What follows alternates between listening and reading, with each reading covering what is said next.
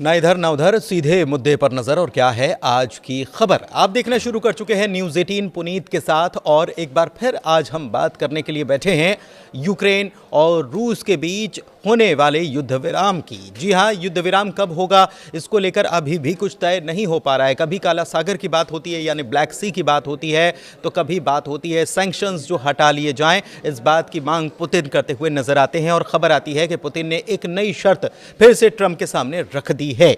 लेकिन इस बार पुतिन की तरफ से जो बात निकलकर सामने आ रही है वो और हैरान करती है, क्योंकि पुतिन कह रहे हैं कि युद्ध विराम तो तभी हो सकता है, शांति की बात तो तभी हो सकती है जब चुनी हुई सरकार के साथ कोई डील हो। उनके इस बयान के मायने क्या हैं, वो ये क्यों कह रहे हैं, और जब डील की बात एकदम से मुहाने पर आ गई है तब पुतिन की तरफ से ये बयान क्या बता रहा है।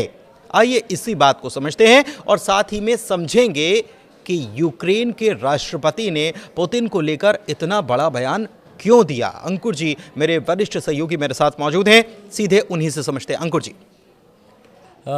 Thank you Puneet. अभी जो लेटेस्ट मामला है वो मामला ये है कि रशिया के साथ जो एक सहमति बनी है, जिसका मुझे लगता है कि कुछ मीडिया रिपोर्ट्स में ये कहा गया है कि ब्लैक सी को लेके मोटी मोटी सहमति बन गई है, लेकिन अनाउंसमेंट नहीं किया गया है। क्योंकि एक्चुअली क्या है कि अमेरिका को भी, रशिया को भी और यूक्रेन को भी लगता है कि अगर हम अनाउंस कर देंगे कि फलानी चीज़ पे सहमति बनी, तो जो जो कंट्रीज़ हैं, यानी जो तीनों पार्टियां हैं, उनके लिए बाकी चीज़ों को समेटना मुश्किल होगा। तो फौरी तौर पर जिन चीज़ों को लेकर सहमति बनी है वो ये है कि ब्लैक सी में जो मूवमेंट है वो जारी रहेगा। उसको कोई भी कंट्री, चाहे यूक्रेन है चाहे रशिया है, एक दूसरे को इंटरप्ट नहीं करेंगे। दूसरा, जो ऑयल इंफ्रास्ट्रक्चर के जितना भी प्रोजेक्ट्स हैं या जो फैसिलिटीज़ हैं, उन पे कोई अटैक नहीं होगा। तो ये मोटा मोटा सहमति ये मोटी मोटी बन चुकी है।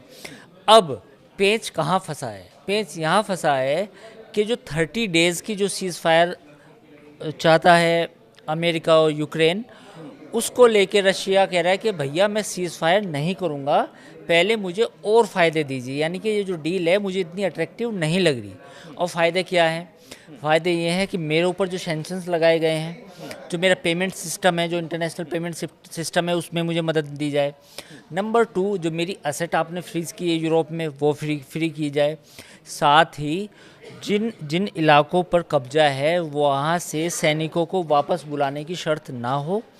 और सबसे महत्वपूर्ण जो उनकी शर्त है वो ये है कि अमेरिका किसी भी सीज़ फायर से जस्ट पहले यूक्रेन को मिलिट्री एड देना बंद करे, और साथ ही जो इंटेलिजेंस और जो सैटेलाइट का सपोर्ट है वो भी देना बंद करे। ये 4 शर्तें हैं रूस की, जो चाहता है कि सीज़ फायर तभी होगा जब मेरी आप ये 4 बातें मानेंगे। वो 4 बातें तो मानेंगे, लेकिन उसके साथ में एक खबर ये भी निकल कर आ रही है कि पुतिन कह रहे हैं कि 4 बातों पर भी डील तभी साइन होगी जब चुनी हुई सरकार से बात हो। ये भी एक नया पेंच है। बिल्कुल पुनीत, आपने बिल्कुल सही कहा कि रशिया अब इस मुश्किल में भी है। हालांकि जेलेंस्की रशिया पे आरोप लगाते हैं कि कल वो तोड़ देंगे 30 दिन से पहले या 60 दिन से पहले, क्या होगा। लेकिन रशिया का कहना ये है कि जब तक इलेक्शन नहीं होते या कोई नई गवर्नमेंट नहीं बनती, एंट्रीम गवर्नमेंट नहीं बनती, मैं किससे बात करूं, हम जेलेंस्की पर भरोसा नहीं करते। तो ये टैक्टिक्स हैं, जब नेगोशिएशन होती है तो इस तरह की बातें जो कहते हैं ना, कॉन्फिडेंस नहीं होता। क्योंकि पुतिन और जेलेंस्की का कहीं ना कहीं पर्सनल टसल भी रही होगी कि भैया मैं तुम्हारे साथ क्यों डील करूं, तुम तो लेजिटिमेट हो ही नहीं। उधर जेलेंस्की कहेगा कि पुतिन तो लेजिटिमेट है नहीं। तो वो कहीं ना कहीं पर्सनल राइवलरी भी नज़र आती है। इसके पहले ये भी कहा जाता रहा है कि यूक्रेन में इस जेलेंस्की के पहले जो सत्ता संभाल रहे थे वो पुतिन के इशारे पर थे। वो ऑब्वियसली वो तो है। देखिए, एक गुट यूक्रेन की राजनीति में हमेशा वो रहा है जो रूस का समर्थक रहा है या सोवियत यूनियन का समर्थक रहा है। तो पुतिन भी यही चाहते थे, जब लड़ाई हुई थी वो ये चाहते थे कि जो रशिया की सपोर्ट करने वाले लोग हैं, जो सेनेटर्स हैं, वो लोग आगे आए, उनके हिसाब से सरकार बने। लेकिन जेलेंस्की चूँकि चुनाव जीत के आए थे, ऐसा नहीं है कि बिना चुनाव जीत के आए थे, तो वो जब चुनाव जीत के आए तो अब फिर उसके बाद ही विवाद शुरू हुआ है।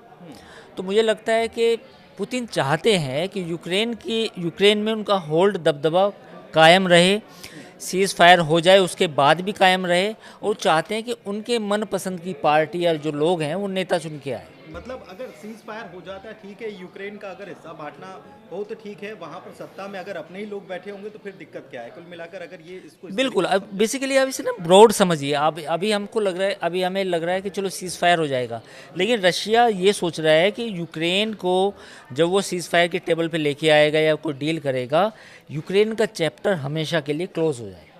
क्योंकि अगर यूक्रेन का चैप्टर क्लोज हुआ तो बाकी ईस्टर्न यूरोपियन कंट्रीज़ में किसी की हिम्मत नहीं होगी आने वाले टाइम में कि वो अमेरिका को कहेगा कि आप जो है यहाँ पे अपनी सेना तैनात कर दो। तो रशिया वही चाहता है। रशिया चाहता है कि जो उसका ईस्टर्न बॉर्डर है वो हमेशा के लिए, सालों सालों के लिए मजबूत रह जाए, वहाँ पे उसे कोई थ्रेट ना हो आने वाले समय में।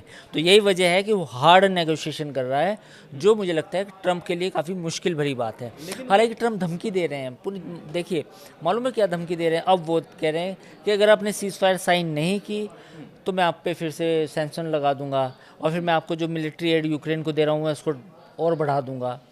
तो ये वो होता है ना, कुत्ते प्रेशर बिल्डिंग टैक्टिक्स है, और वो एक दूसरे को प्रेशर बिल्डिंग टैक्टिक्स वो है। ईरान के साथ जो कर रहे हैं वही इधर भी करने की कोशिश। बिल्कुल बिल्कुल, हाँ। हाँ, ये एक चीज और, एक पुतिन ने एक नया फॉर्मूला लेकर आए, फॉर्मूला या वो सजेस्ट कर रहे हैं कि यूएन की देखरेख में कोई वहां पर सरकार बना दो, और फिर उससे, क्योंकि कल को कोई आएगा, और अभी जहां तक मुझे जानकारी मार्शल लॉ लगा हुआ है, युद्ध है, और उनका भी यही कहना है जो डोनाल्ड ट्रंप ने कहा था कि भाई आप अब चुने हुए नहीं रहे। लेकिन पुनीत जरा मुझे एक बात बताइए, जैसे ही ये जेलेंस्की अमेरिका से आए थे तो बहुत सारे सर्वे हुए थे यूक्रेन में। उन सर्वे में जो रिपोर्ट थी वो चौंकाने वाली थी। 74% लोगों ने जेलेंस्की को सपोर्ट किया था कि जो उनका जो राष्ट्रवाद जो भी चल रहा है, नेशनलिज्म, उसको सपोर्ट किया था। तो अगर दोबारा जेलेंस्की जीत के आ गए तब क्या होगा? लेकिन इसमें भी उन्होंने एक कंडीशन रख दी है कि अभी तो चुनाव नहीं हो सकते ना, मार्शल लॉ लगा हुआ है। नहीं, अगर ये कहते हैं कि पुतिन ये कहते हैं कि चलिए हम 30 दिन की सीज फायर करा रहे, साथ ही नया चुनाव कराइए, चुनाव के बाद जो नई सरकार होगी हम फिर सीज फायर को लंबा करेंगे और चीज़ों को भी लेके आएंगे। तो मेरा सवाल ये है कि अगर जेलेंस्की दोबारा जीत के आ गए, ऐसा हो सकता है, फिर क्या होगा? फिर पुतिन को जेलेंस्की से बात करनी पड़ेगी। तो मेरा पॉइंट ये है कि ये जो डिमांड है ये प्रैक्टिकल नहीं लगती, क्योंकि अमेरिका चाहता है कि जेलेंस्की ना हो। अमेरिका भी कहीं ना कहीं चाहता है, क्योंकि एक कहीं ना कहीं उनके पीछे बैगेज है। वो बैगेज अमेरिका के ऊपर भी है, वो बैगेज यूक्रेन के ऊपर भी है। बट द पॉइंट इज़ कि अभी फौरी तौर पे जो सीज़ फायर है वो कम से कम 30 दिनों की हो जाए, जिसको एक्सटेंड किया जा सके 60 या 90 दिन के लिए। तो अभी अमेरिका यही सोच रहा है। लेकिन जो फिलहाल माहौल है जो आप देख पा रहे होंगे चारों तरफ, वो ये है कि रशिया किसी भी तरह की नेगोशिएशन के मूड में नहीं लगता। वो अपनी शर्तों पे ये सीज़ फायर डील चाहता है। जो ये उसने अमेरिका को साफ साफ कहा है कि आप ग्रीनलैंड ले लो, मुझे कोई दिक्कत नहीं है। आप किसी गल्फ ऑफ मैक्सिको का नाम चेंज कर दो, हमें कोई दिक्कत नहीं है, लेकिन आप मेरे ईस्टर्न बॉर्डर पर वहाँ से हमेशा के लिए निकल जाइए। यानी कि यूक्रेन को कि जो इलाके मेरे कब्जे में है वो मैं देखूँगा, यूक्रेन को आर्म्स देना बंद करो, मेरे पैसे वापस लौटाओ, और नाटो का तो खैर अब जिक्र ही नहीं है कि। तो वो बेसिकली ये एक नेगोशिएशन चल रहा है। नेगोशिएशन तो चल रहा है। ग्रीनलैंड की भी आपने बात कही कि भाई ग्रीनलैंड का हिसाब किताब, लेकिन यूएस का भी तो फायदा है। वो भी तो देख रहा है ना कि मुझे यूक्रेन से क्या लेना है, मेरा इतना पैसा लग गया तो वहाँ से लेना भी तो है। तो अगर ये स्थिति बनती है या पुतिन ये चाह रहे हैं, तो वो आगे की स्थिति फिर क्या बन सकती है कि यूएस को फिर वहाँ से पीछे कदम खींचने होंगे? देखिए, यूएस का जो अभी जो रवैया है वो बिल्कुल एक सरमायादार का रवैया है, यानी कि एक बिजनेसमैन का तरह डील कर रही है वहाँ की पार्टी, या मौजूदा जो प्रेसिडेंट है। तो ऐसे में यही लगता है कि अमेरिका चाहता है कि जो उसका नुकसान हुआ है $250 बिलियन जैसा वो बोलते हैं, क्लेम करते हैं, वो कहीं ना कहीं एक एंड तक पहुँचे। उसको मतलब वो चाहते हैं कि वो अमेरिकन जनता को दिखाना चाहते हैं कि देखो, ये पुरानी सरकार ने पैसे बर्बाद किए थे, मैंने पैसे बचाए फर्दर, प्लस ये समझौता करा दिया, और दोनों कंट्रीज अब प्रसन्न हैं, और अब कोई लड़ाई नहीं होगी। दुनिया में तीसरा विश्व युद्ध होने वाला था, मैंने रोक दिया। और ये भी कि यहाँ पैसा लगाया था, यहाँ से कुछ निकाल के भी ला रहे हैं, और कुछ, हाँ, कुछ मिनरल्स या कोई रेयर अर्थ मेटल्स की बात करेंगे, या हम वहाँ से इतने $1 बिलियन लेके आ जाएंगे, या ये सब चीज़ें वो अपने आप में जाहिर है वो ये चाहते हैं, पर बदले में अमेरिका का जो साम्राज्यवाद है, जिसको हम साम्राज्यवाद बोलते हैं, वो भी दिख रहा है। ऐसा नहीं है कि वो बिजनेस करना चाहते हैं कि चलो आपका सामान सस्ता है हम खरीद लेते हैं, आप हमारा सामान ले लो, ऐसा भी नहीं है। ग्रीनलैंड की जो आज ग्रीनलैंड पे जो मुद्दा आया है, वो पूरी दुनिया को सोचना चाहिए कि अगर अमेरिका ऐसे कुछ इलाकों को चिन्हित करने लगा और वो अपनी टेरिटरी में उसको उनको शामिल करने लगा, तो क्या ये साम्राज्यवाद नहीं है? और ये यही स्थिति तो अब कनाडा की बात, कनाडा के साथ भी यही स्थिति है ना, रूस भी तो यही चाह रहा है। दोनों पार्टीज आप देखिए रशिया को देखिए, रशिया सोवियत यूनियन के जो विघटन के बाद रशिया का भी यही था, क्रीमिया है ना, बेलारूस लगभग पपेट गवर्नमेंट है, बिल्कुल है ना, बेलारूस वहाँ से ही घेर रहा है यूक्रेन हाँ, को। पूरा बेलारूस का पूरा जो लैंड था वो सारा यूज़ किया गया यूक्रेन के खिलाफ, किसी ने चू नहीं की। पूरा यूक्रेन के 4 बड़े हिस्से, मौजूदा यूक्रेन जो है वो फिलहाल रशिया के कब्जे में है। तो ये साम्राज्यवादी तो है, दुनिया बदल रही है, दुनिया को पैसा भी चाहिए, और अगर कहीं आपकी खाली प्लॉट या ज़मीन पड़ी हो ना, वो भी चाहिए। तो ये पूरी लाठी है ना, जिसकी लाठी उसकी भैंस। तो अब एक तरफ रशिया यूक्रेन को ये दिखाने की कोशिश कर रहा है कि देखो भैया मेरे से कितने दिन तक लड़ोगे, 3 साल हो गए टक्कर लेते हुए, और कितना लड़ोगे। वहीं अमेरिका कह रहा है कि भैया ठीक है, ग्रीनलैंड खाली है, ये भी प्लॉट मेरा है, कनाडा आधा खाली है, ये भी प्लॉट मेरा है। अमेरिका तो कह रहा है, लेकिन पुतिन भी कह रहे हैं कि भाई ये उनसे पूछा गया कि ग्रीनलैंड पर आपका क्या विचार है, क्योंकि जेडी वेंस वहाँ जा रहे हैं और आज फ्राइडे, ये आज ही के दिन का उनका विजिट है। तो पुतिन की तरफ से कहा गया कि ये मतलब एक बार के लिए हैरानी हो सकती है, लेकिन ठीक है, मतलब ये तो होना ही था। ये अगर वो ये इस बात को ये कह देते हैं तो अमेरिका भी खुश। बेसिकली वो अमेरिका को ये सिग्नल दे रहे हैं पुनीत, जो मैं समझता हूँ कि ठीक है आप ग्रीनलैंड कर लो, आराम से एनेक्स कर लो, कोई दिक्कत नहीं है हमें, हम कुछ नहीं बोलेंगे। हाँ, लेकिन जो हमारे एनेक्स किए हुए इलाके हैं आप भी उन पर कुछ मत बोलो। नहीं, लेकिन वो साथ में जो शर्त, वापस मैं घूम के आ रहा हूँ कि वो जो शर्त उन्होंने रख दी कि यूएन की देखरेख में यहाँ पर एक सरकार बनाए और उसके साथ डील करें तो बात जमती है, वरना ज़ेलेंस्की से तो क्या ही बात करें, क्योंकि कल को नई सरकार आएगी तो फिर वो सवाल करेगी, तो उनके साथ कैसे डील करेंगे। बिल्कुल, और यही तो बात है ना। अब मैं जब डिस्कस कर रहे थे अपने पुरानी वीडियोस में कि अमेरिका को लगता है कि उसका अपर हैंड है, लेकिन डिप्लोमेसी में ट्रंप ने जो व्हाइट हाउस में किया, कहीं ना कहीं उसके रिपरकशन आपको देखने को मिलेंगे, कहीं ना कहीं आपको साइड इफ़ेक्ट देखने को मिलेंगे। वो यही है, रशिया आज जो इतना हार्ड लाइन उसने ली है वो ऐसे नहीं है, उसने इसलिए सोच समझ के लिए, क्योंकि उसको मालूम है कि seize fire is a need of America, seize fire is a need of Ukraine, not mine. मेरी मजबूरी नहीं है, अमेरिका की मजबूरी है। अमेरिका को लगता है कि भैया मेरे साथ डील करनी तो उसको कुछ बातें मेरी माननी पड़ेंगी। अब पुतिन वही गेम खेल रहे हैं। ट्रंप फंस गए क्या? अब ट्रंप के पास ऑप्शन क्या है? उन्होंने क्या कहा मालूम है? लोगों के मन में या अपने दर्शकों के सामने भी हम ये बात कहें कि ट्रंप ने ऐसा किया, तो ट्रंप के पास क्या है? ट्रंप ने कहा कि अगर रशिया सीज़ फायर नहीं करता है तो उनके पास और सैंक्शन लगाने का मौका होगा रशिया के ऊपर, प्लस जो बजट है यूक्रेन का, मिलिट्री एड है और जो सर्विलांस एड है या जो वॉर टाइम में जो इन्फॉर्मेशन की एड सपोर्ट मिलता है यूएस से, वो जारी रहेगा। उससे हासिल क्या होगा? पैसा खर्चा करना पड़ेगा। आप 250 बिलियन लेने चले थे तो आपको तो 250 छोड़िए, आपको 100-150 बिलियन और लगाने पड़ेंगे फिर। तो ये मुझे लगता है कि कहीं ना कहीं अमेरिका के जो डीप स्टेट या जो उसकी कहीं ना कहीं गलती हुई है, जो नया एडमिनिस्ट्रेशन है, ट्रंप एडमिनिस्ट्रेशन, कहीं ना कहीं उनसे गलती हुई है पुतिन को समझने में, जल्दबाजी दिखाई। आप वाइट हाउस में आप बैठ के आप कह रहे हो कि यू डोंट हैव कार्ड्स, तरीके से बोल देना। अच्छा पुनीत ये बताइए, अगर मैं आपसे ऐसी बात करते हुए कहूँ कि Puneet you don't have cards, कैसा लगेगा? बुरा लगेगा। ये आप मुझे कहते हैं अगर पूरी दुनिया के सामने, अगर आप पूरी दुनिया के सामने, कैमरे के सामने कहते हैं, और कैमरे के सामने हम ये कहते हैं कि you don't have, you are running out of soldiers, आपके पास तो सैनिक नहीं है लड़ने के लिए। आपने बिल्कुल बेइज्जती तो की, मोरल डाउन किया और दुश्मन को मजबूत बता दिया आपने। तो ये कहाँ की डिप्लोमेसी थी, समझ में नहीं आई। लोग उसको अलग अलग तरीके से इंटरप्रेट कर रहे हैं कि ट्रंप ऐसा है, ट्रंप महान है, ट्रंप ये है। ठीक है, ट्रंप हो सकते हैं, I agree, but right now अभी जो 3 दिन पीस टॉक चली है सऊदी अरब में, 30 दिन में केवल एक म्यूचुअली कहीं उसका कोई स्टेटमेंट जारी नहीं हुआ। ब्लैक सी को लेके केवल ये सहमति बनी है कि जो आपके कमर्शियल ग्रेन का एक्सपोर्ट होगा, यूक्रेन के जहाज जाएंगे, हम उन्हें नहीं छेड़ेंगे, और जो रशिया से जाएंगे एक्सपोर्ट, हम उन्हें नहीं छेड़ेंगे। बाकी कुछ नहीं है, बाकी कोई समझौता नहीं हुआ।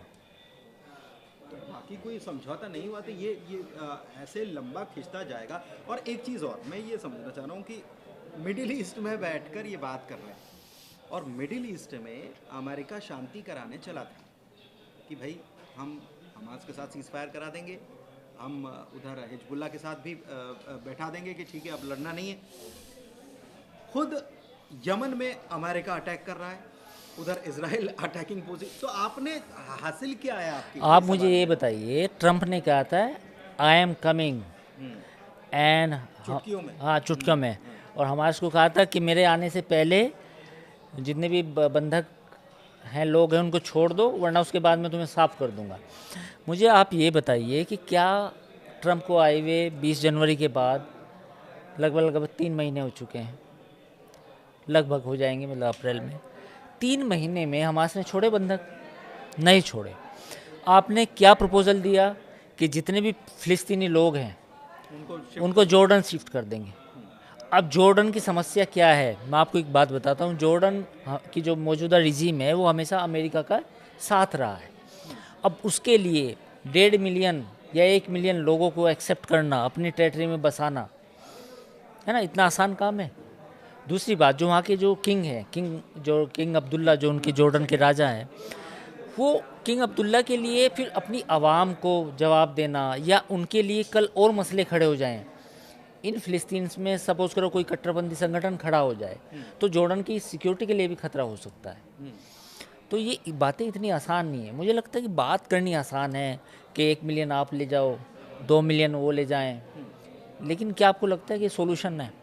तो मुझे लगता है कि ट्रंप की अभी पॉलिसी समझ के बाहर है। टैरिफ को लेके भी कुछ पूरी दुनिया में उथल पुथल मची पड़ी है, चाहे वो इंडिया हो, चाहे वो कनाडा हो, चाहे वो बाकी यूरोपियन कंट्रीज हो। ये जो हो रहा है, लेकिन फिर भी ट्रंप मान नहीं रहे।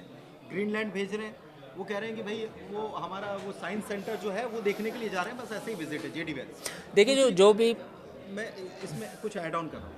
दूसरी तरफ यमन वाले मामले में कितनी थू हुई है या बड़बोलापन, उसके बावजूद भी ख़त्म नहीं हो रहा। वो कह रहे हैं कि अरे ठीक है, ये बहुत ऐसा नहीं था, हो गया मामला। अब मतलब इससे बियॉन्ड इमेजिनेशंस कह सकते हो आप।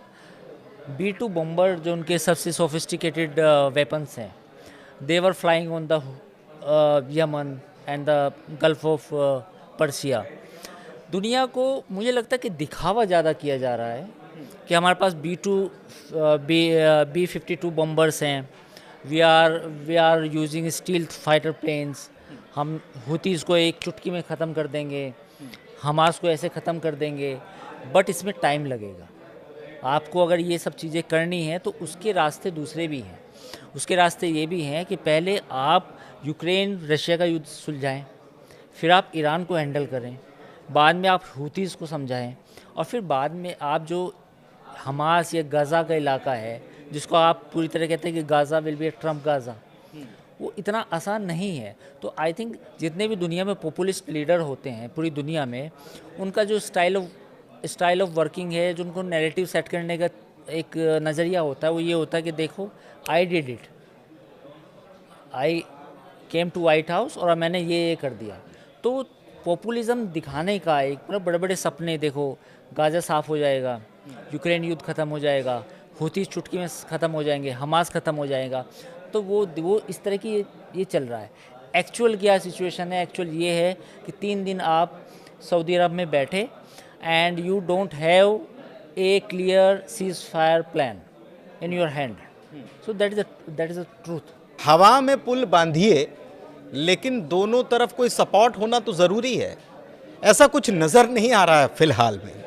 अमेरिका फिर भी कह रहा है हम शांति के दूत हैं, 100 दिनों में हम सीज़ फायर करा देंगे, युद्ध ख़त्म करा देंगे, और हमारी सुनो, हम सब कुछ हैंडल कर सकते हैं। लेकिन ऐसी तस्वीर नज़र नहीं आ रही है। और पुतिन की तरफ से जो नई बात कह दी गई है वो क्या रंग दिखाएगी, ये तो आने वाले वक्त में पता चलेगा।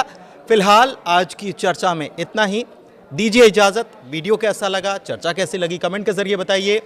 इसे लाइक कीजिए, शेयर कीजिए, चैनल सब्सक्राइब कीजिए। धन्यवाद।